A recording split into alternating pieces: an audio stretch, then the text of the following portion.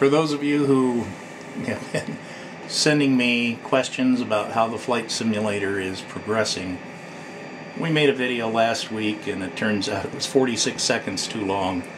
So today I'm going to make two videos and answer some of the questions that the younger generation, and that's about anybody under my age, had concerning the simulator.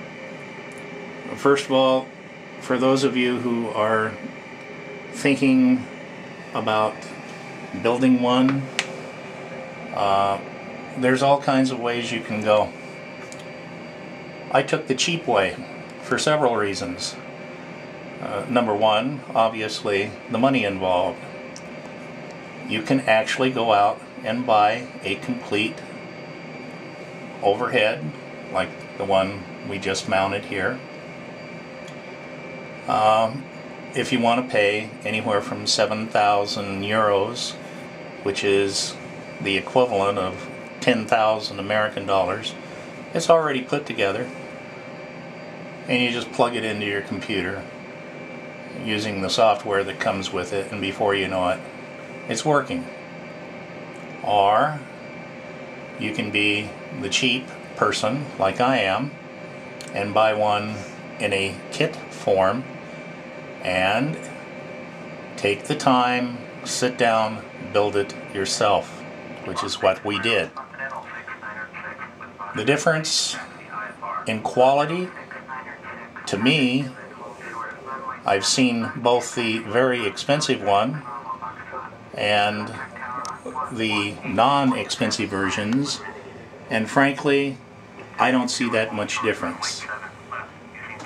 This overhead right here is from a company that makes a quality product for a very low price.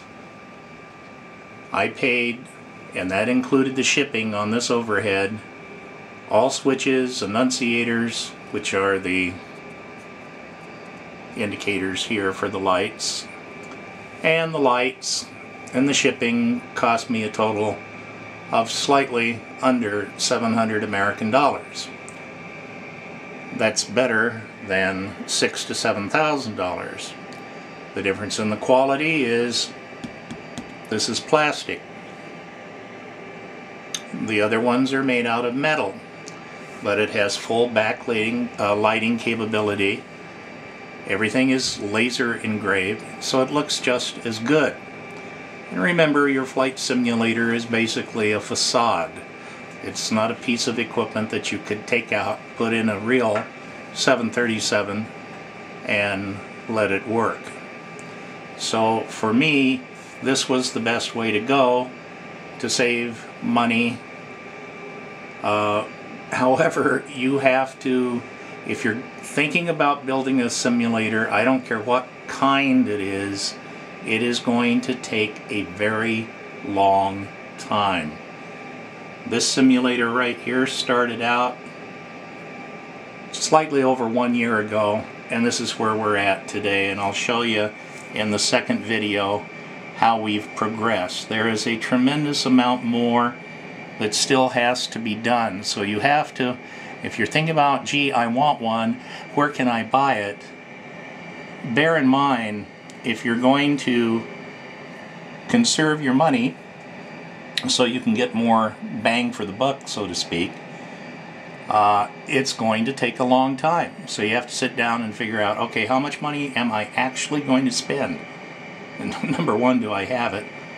And then the second question is, how much time am I going to devote to it? There's all kinds of ways of saving money. I have a dummy EFIS over here. I have the knobs. I have yet to attach them because I'm going to backlight it.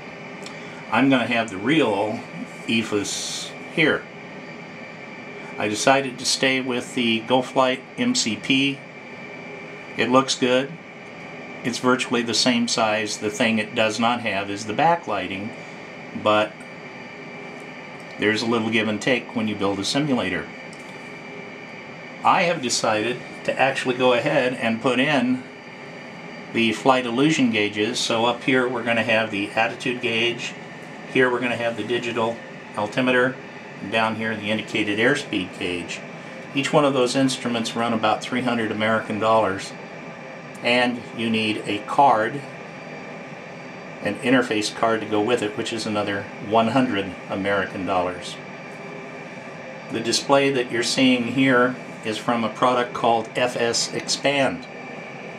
It works fine, as we'll show you in part 2 of the video. This product has good support from the people who make it. It is a downloadable product, although you can order it on a disc. And this product costs about 149 American dollars. There are other programs out here. One called Project Magenta. But we're going from $149 for FS Expand, which looks just as good and has all the gizmos on it. And not only that, they're improving, and you get the improvements for a couple of years before you have to pay for them again. And when you have to pay for them, you pay like 30 American dollars. Versus Project Magenta's program, which is a great program. If you've got the money, go for Project Magenta, but that's going to cost you almost $2,000 for it. We showed you the throttle quadrant before that we got. We'll show you how it works. I am going to backlight this myself. It is not backlit, but the difference in this throttle quadrant versus the one that cost almost $3,000 is a difference of, I paid $600 for this, and it does everything that the other one does, except it does not have the backlighting, and frankly, it's actually better built than the other one. And we'll show you how this works in a moment.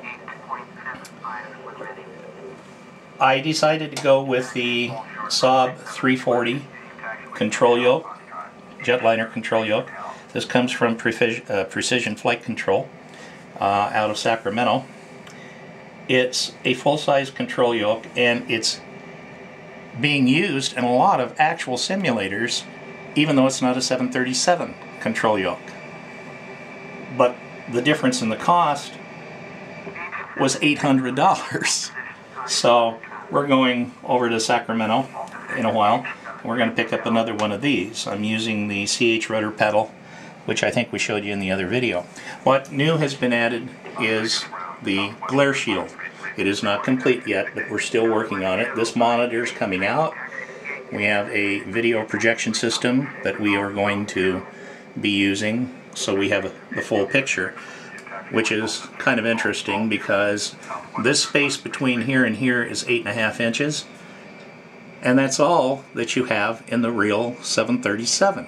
You don't, when you're sitting in a 737 cockpit, have a heck of a lot of visibility, and even less in a 747.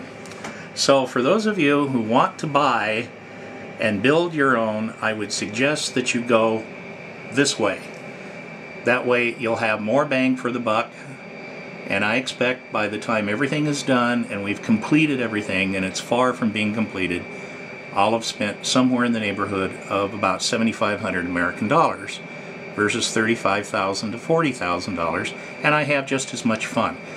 Now on the second video, because we're going to close out on this one, we're going to go ahead and start the engines. All of these lights had to be programmed.